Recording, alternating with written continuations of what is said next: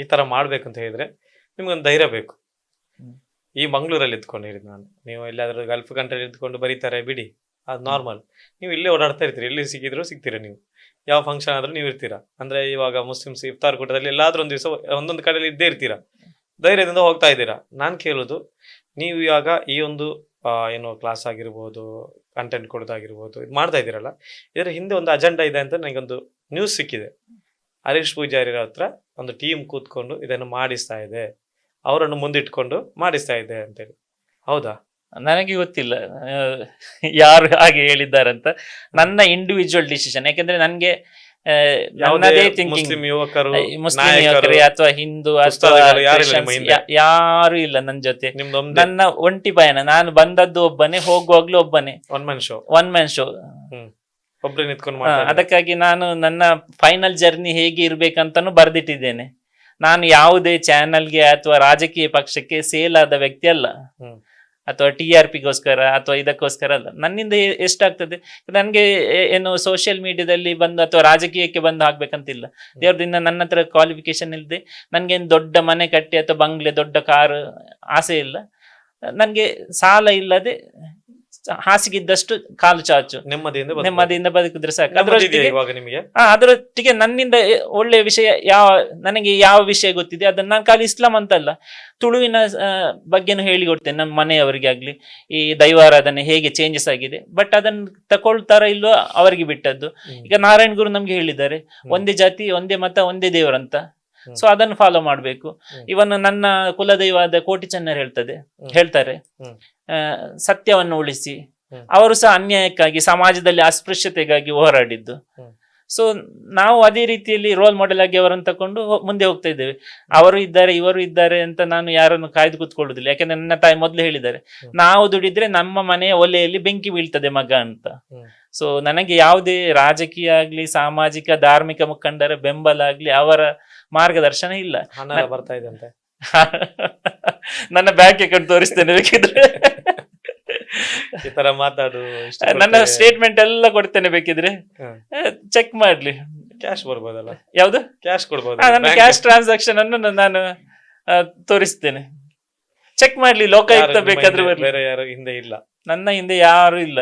ನಾನು ಬೇರೆಯವ್ರನ್ನ ನಂಬಿ ಸ್ವಂತ ಮನಸ್ಸಿಂದ ಮಾಡ್ತಾ ಇರೋದು. ನಾನು ಕೇಳ್ತೀನಿ, ಇವಾಗ ನೀವು ಇವಾಗ ಸೋಷಿಯಲ್ ಮೀಡಿಯಾದಲ್ಲಿ ಬರಿತಾ ಇದ್ದೀರಾ, ವಿಡಿಯೋ ಮಾಡಿ ಹಾಕ್ತಾ ಇದ್ದೀರಾ.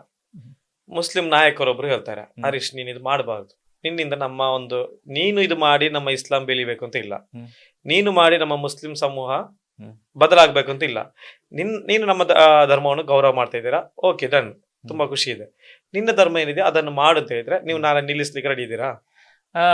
ಅಂದ್ರೆ ಮಂಗಳೂರಿನ ಒಬ್ಬರ ಖ್ಯಾತ ಒಬ್ರು ವಿದ್ವಾಂಸ ಅಥವಾ ಒಬ್ಬ ವ್ಯಕ್ತಿ ನಾಯಕ, ಮುಸ್ಲಿಂ ನಾಯಕ ಹೇಳಿದ್ರೆ, ಬೇಡ ನೀನು ಈ ತರ ಮಾಡಬೇಡ, ಇದು ನೀನು ನಿನ್ನ ವೈರಲ್ಗೋಸ್ಕರ ಮಾಡ್ತಾ ಇದೀಯಾ, ಇದನ್ನ ಸ್ಟಾಪ್ ಮಾಡಂತ ಹೇಳಿದ್ರೆ ಹರೀಶ್ ಪೂಜಾರಿ ನಾಳೆ ನಿಲ್ಲಿಸ್ಲಿಕ್ಕೆ ರೆಡಿ ಇದ್ದೀರಾ?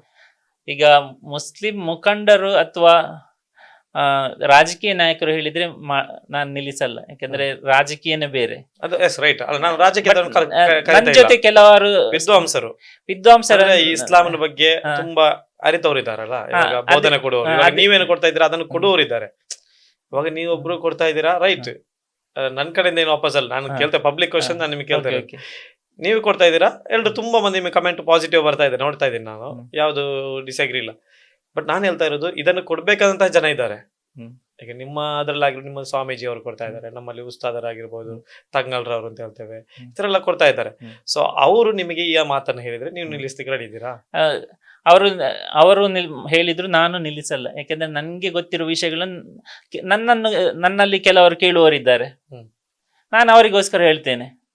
ಅವರಿಗೆ ಆಗಲ್ವಾ, ಸ್ಕಿಪ್ ಮಾಡ್ಲಿ ಆ ಟಾಪಿಕ್ ಅನ್ನು. ಯಾಕಂದ್ರೆ ಕುರಾನ್ ಅಲ್ಲಿ ಹೇಳಿದೆ, ಯಾವಾಗ ನೀವು ಸರಿಯಾಗಿ ವರ್ತಿಸಲ್ಲ ಇನ್ನೊಂದು ಜನಾಂಗದವರೊಟ್ಟಿಗೆ ನಾನು ಧರ್ಮವನ್ನು ಪ್ರಚಾರ ಮಾಡ್ತೇನೆ ಅಂತ. ಹೌದು, ಮೊನ್ನೆ ಬಂದಿತ್ತು ಆರ್ಟಿಕಲ್. ನಂಗೆ ಯಾರಾದ್ರೂ ಧರ್ಮದಲ್ಲಿ ನೀವು ನಮ್ಮ ಧರ್ಮವನ್ನು ಪ್ರಚಾರ ಪಡಿಸುವುದಿಲ್ವೋ, ಅವಾಗ ಅಲ್ಲಾಹನು ಇನ್ನೊಬ್ಬ ಧರ್ಮದ ಸಹೋದರನ ಜೊತೆ ಪ್ರಚಾರ ಪಡಿಸ್ತಾರೆ ಅಂತ ಹೇಳಿ ವಾಟ್ಸಪ್ ಅಲ್ಲಿ ಇದ್ದೆ, ನಂಗೆ ಬಂದಿತ್ತು. ಅವತ್ತಾಗಿದ್ದು ನಾನು ನಿಮ್ಮನ್ನು ಪರಿಚಯ ಪಟ್ಟಿದ್ದೆ, ಯಾವ್ದೋ ಒಂದು ವಿಡಿಯೋ ವೈರಲ್ ಆಗಿತ್ತು ನಿಮ್ದು. ಸೊ ನನ್ನ ದೃಷ್ಟಿಯಲ್ಲಿ ನಾನು ಅದು ಸರಿಯಾಗಿ ನನ್ನ ರಿಸರ್ಚ್ ಅಲ್ಲಿ ನಾನು ಎಲ್ಲ ಧರ್ಮದ ಬಗ್ಗೆ ಹೇಳ್ತೇನೆ. ತಪ್ಪು ಮಾಡಿದ್ರೆ, ಯಾರು ತಪ್ಪು ಮಾಡಿದ್ರೆ ಹೇಳ್ತೇನೆ, ಅಥವಾ ವೈದಿಕ ಆರಾಧನೆಯಲ್ಲಿ ತಪ್ಪು ಇದ್ರೆ ಹೇಳ್ತೇನೆ, ಆಡಂಬರ ಅದನ್ನೆಲ್ಲ ಮಾಡ್ತಾ ಇದ್ದಾರೆ ಇತ್ತೀಚೆಗೆ, ಹ್ಮ್. ಗ್ಲೋಬಲೈಸೇಷನ್ ಆಗಿ. ಹ್ಮ್. ಸೊ ಅದ್ರ ಬಗ್ಗೆ ನಾನು ಕಂಡೆಮ್ ಮಾಡ್ತೇನೆ. ನಮ್ಮ ಊರಲ್ಲಿ ಆಗ್ಲಿ, ನಮ್ಮ ಫ್ಯಾಮಿಲಿಯಲ್ಲಿ ಈ ಬ್ಲೈಂಡ್ ಬಿಲೀಫ್ಸ್, ಅಸ್ಪೃಶ್ಯತೆ. ಇತ್ತೀಚೆಗೆ ನಮ್ಮ ಮನೆಗೆ ಒಬ್ರು ಬಂದ್ರು, ಲೋವರ್ ಕಾಸ್ಟ್ನವರು. ಮನೆ ಕರೆದೆ, ಬರ್ಲಿಕ್ಕೆ ರೆಡಿ ಇಲ್ಲ ಅವರು. ಯಾಕಂದ್ರೆ ಮುಂಚಿನಿಂದ ಆ ಪರಂಪರೆ ನಮ್ಮೂರಲ್ಲಿ ಈಗಲೂ ಇದೆ. ಅವರು ಮಾಡಿದ ಪಾತ್ರೆ ಆಗತ್ತೆ, ಅವರು ತೊಳೆದ ಬಟ್ಟೆ ಆಗತ್ತೆ, ಪ್ಲೇಟ್ ಆಗತ್ತೆ, ಬಟ್ ಅವರನ್ನು ಒಳಗೆ ಕರೆದು ಕೂರಿಸಿ ಊಟ ಮಾಡಿಸುವ ಆ ಸಿಚುವೇಶನ್ ಇನ್ನೂ ಬಂದಿಲ್ಲ. ಪದ್ಧತಿ ಇಲ್ಲ. ಸಮಾಜ ಮುಂದೆ ಹೋಗ್ತೇ ಹೇಳ್ತಾ ಇದ್ದೇವೆ ನಾವು, ಬಟ್ ಕೆಲವೊಂದು ಸಮುದಾಯವನ್ನು ನಾವು ಇನ್ನೂ ದೂರದಲ್ಲಿ ಇಟ್ಟಿದ್ದೇವೆ. ಹ್ಮ್. ಅದು ತಪ್ಪು ನಿಜವಾಗಿ. ಸೊ ಹಾಗಾಗಿ ನಾನು ಎಲ್ಲಿ ಅನ್ಯಾಯ ಆಗ್ತದೆ ಅಲ್ಲಿ ನಾನು ವಾಯ್ಸ್ ರೈಸ್ ಮಾಡ್ತೇನೆ. ಅದು ನನಗೆ ಸರಿ ಕಂಡ್ರೆ ಸರಿ ಹೇಳ್ತೀನಿ.